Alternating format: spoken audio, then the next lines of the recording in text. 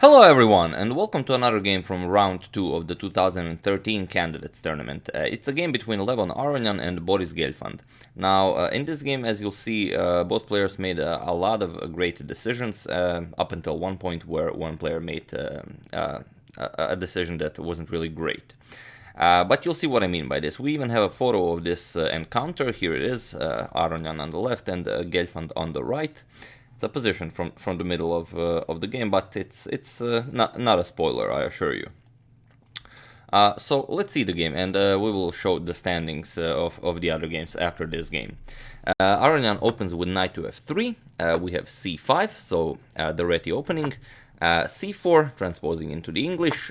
Knight to c6, knight to c3, g6, e3, knight to f6, d4, pawn captures, and d5. C captures on d5, knight captures on d5, queen to b3, now with a double attack on the knight on d5, and Gelfand has a couple of options here. He can he can defend with e6, he could retreat with the knight to f6, but he decides to play knight captures on c3.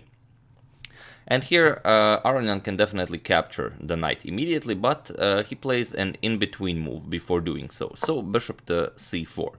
And already we have a very interesting position. Can black maybe save this knight somehow and allow bishop captures on f7? For example, can he play knight to e4, save his extra piece, and survive bishop captures on f7?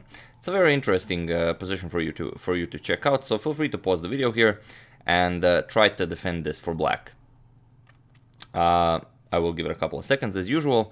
If you were successful in defending this with black, you are an amazing player, because it is not possible to defend this with black. After knight to e4, bishop captures on f7. Of course, we discussed this. King to d7, and now you'll see that the knight on e4 cannot really be saved. Here, white can simply castle, and black doesn't really have a useful move. White's next move is d5. So after something like bishop to g7, d5 is coming. And after knight moves, then comes queen to a4 check, and now the queen is also attacking the knight on e4. After the king moves, you can even do another in-between move, bishop to f4.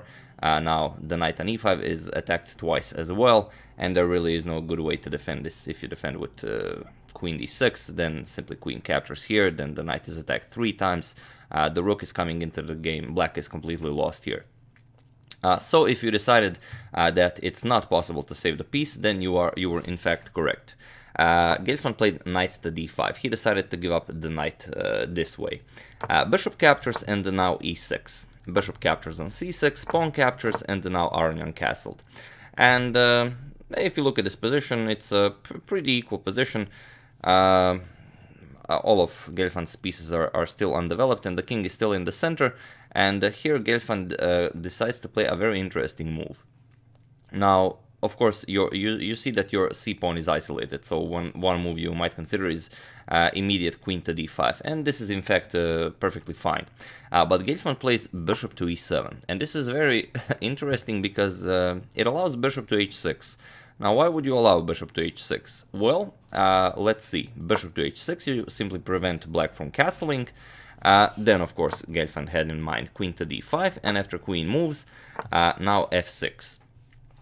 This was Gelfand's idea, and next is coming g5, and then the bishop will be kind of trapped on h6. But this is in fact alright for white, after something like, let's say, rook to c1, g5, now trapping the bishop. Then Aronian can break free with h4. But Aronian's thought process was probably something: if Gelfand allows bishop to h6, then he obviously prepared against bishop to h6. So instead, bishop to e3. Queen to d5, offering a trade of queens, and rook f to c1. Aronian doesn't mind trading queens, as this will open up his a file for the rook. Queen captures, a captures on b3, and the bishop to b7 now. So, if you look at the position now, Gelfand does have a bishop pair, so that's definitely in his favor, but the light square bishop isn't really doing all that much, and, well, but all in all, a pretty equal position. Knight to e5, an excellent square for the knight. Gelfand castles, and now rook to a4. With ideas of either doubling on the c file, maybe he will double on the a file, all depends on what Gelfand plays, and the c6 pawn is definitely weak, so, you know, it will be quite easy to organize an attack against it. Rook f to d8. We have knight to c4 and now bishop to f6 with a double attack on the d4 pawn. Knight to a5 attacking the bishop, and here rook to d7 defending. And further increasing the pressure, Aronian plays rook to b4 with a double attack on the bishop. And here you can either move the bishop, which is what Gelfand played.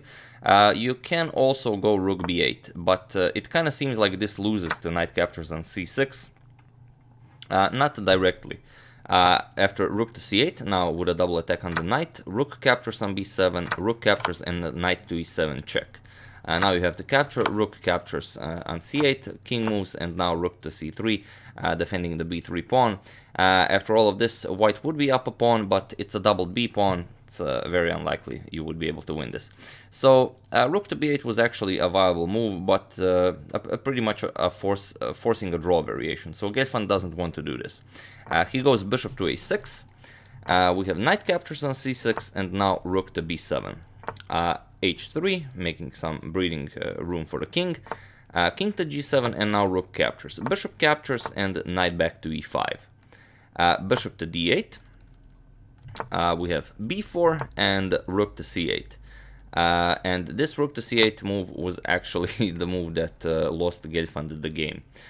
Here you want to play f6, get rid of this knight, and then slowly but surely improve your game, get your king over to the center, play bishop d5, and so on and so on. Here Gelfand played rook to c8, and here another interesting position for you to analyze. Feel free to pause the video here and find Aronian's idea here. So, for those of you who found it, congratulations, and for those of you who just want to enjoy the show, here Aronian played bishop to h6. This comes with check, and what's the idea? Well, if you capture the bishop, king captures, then you get rook captures on c8. Bishop captures, and now knight captures on f7. This is with check, wins back the piece. After king g7, knight captures here, you are up 2 pawns, and you are winning this game as white. King to g8 was played. Of course, Gelfand did not capture the bishop, but now comes rook captures, bishop captures, and now the move you had to see, knight to c6. Now the a7 pawn is attacked, the only pawn that is preventing these doubled b pawns from being pushed forward, and the bishop on d8. And the problem is you cannot defend this, because if bishop to b6, then knight to e7, check wins the bishop on c8, and it's all over. You lose a piece in the game. So after knight to c6, bishop to f6 was played. And now if knight captures on a7, then bishop will capture on d4. But Aronian is not in a hurry. He pushes b5. We have bishop to d7, and now comes g4. g4, a powerful move, especially to find such a move over the board. The threat is g5, and g5 is winning the game. Why is g5 winning? Well, let's see. If you play something like a6, with ideas that if white captures, then you're going to capture the knight. Then comes g5, and now you have to. There's no way for you to save the bishop. You can't go here. You can't capture the knight, because then the pawn will be too powerful. If you play something like bishop to g7, is impossible, because knight to e7 check. King to f8, and now b6, and there is no stopping the pawn. If you capture, then b7, there is no stopping this pawn from being promoted to a queen. And even if you don't capture it, there's no way to stop it with the bishop over the light square, because both of these squares, c8 and c6, are covered by the e7 knight. So after this g5 move, you would have to play something like a captures on b5. Now the knight is under attack. But now simply knight to b8. Now both this bishop and this bishop are under attack, and you will get 2 pawns for the piece. But it's not enough compensation. This bishop, although it's kind of locked out of the game, it locks the black king out of the game, and the white will win this rather easily. So after this g4 move, Gelfand thought, I'm not going to allow g5. Gelfand pushed g5 himself, but it didn't help him all that much. Aronian played h4. G captures on h4, g5 now. G5 did come, even Gelfand tried to stop it, but there was no stopping it. Bishop captures on c6, b captures on c6, and now bishop to d8. preventing the pawn from reaching c7, but now simply king g2, bishop to c7, and after king to h3, Boris Gelfand resigned the game. There's nothing to do here. He's going to lose this pawn, and then the king will simply waltz in the position. This king is locked out of the game. You can never push this, as the pawn will simply capture it. That's losing a second pawn, and that's simply too much advantage. So yeah, that's the game. Levon Aronian versus Boris Gelfand from round 2 of the 2013 Candidates Tournament. I do hope you enjoyed it, as it really shows how such a small inaccuracy here after b4 was played, this rook to c8, how many of you would play this, and it seems like a reasonable move. I want to exchange a rook, and then I have a bishop pair against the knight and the bishop. I'm totally fine here, and then you miss an idea like bishop to h6. So that's very unfortunate for Gelfand, but it also shows the caliber of Levon Aronian's game. And we did say we're going to show, here are the results from round 1 and also from round 2.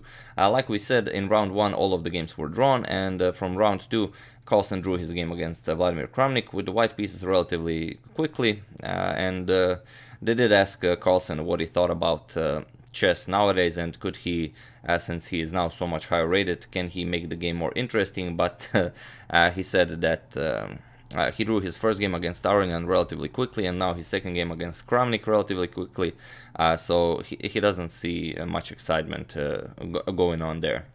Grischuk also drew his game against Peter Svidler, and you already saw the game as we analyzed it in my previous video, Timur Rajabov versus Vasily Ivanchuk. So after round 2 we have the leaders in the tournament, Levon Aronian and Timur Rajabov. So after round 3, or maybe after 4, I will try to, you know, add the standings after every round, so you can follow the tournament standings a little bit better. But it's only round 2, so I thought it wasn't necessary yet. Aronian and Rajabov are in the lead. So yeah, I will also put any useful links I find about round 2 in the description below. One such will be by Peter Dodgers, who made the official article for round 2. It's pretty extensive, so if you want to extend your soon-to-be vast knowledge, be sure to read it. And I would also like to thank Miloš Pavlović and Aindi Mak Giola Chomkhail for a contribution to my channel. Thank you a lot, I really appreciate it. As usual, you can check 2 of my previous videos here. By now they will both be from the 2013 Candidates Tournament. Thank you all for watching, and I will see you soon from a game or 2 from round 3. Thank you all.